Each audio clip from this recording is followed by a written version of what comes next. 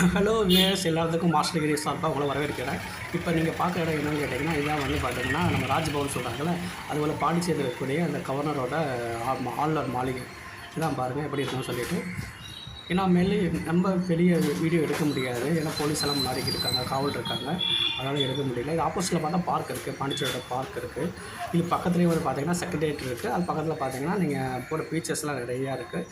பீச்சஸில் வந்து ஒரு எங்கே செக்ரட்டேரியேட் இருக்கோ அந்த இடத்துக்கு பக்கத்தில் மட்டும் நீங்கள் இறங்கி உள்ளே போக முடியும் கடலுக்குள்ளே. மற்ற ஏரியாக்குள்ளே கடலுக்குள்ளே போக முடியாது, ஏன்னா ரொம்ப ஆழம் டெப்த் இருக்க போல் கல்லுக்கெல்லாம் போட்டு வச்சுருப்பாங்க.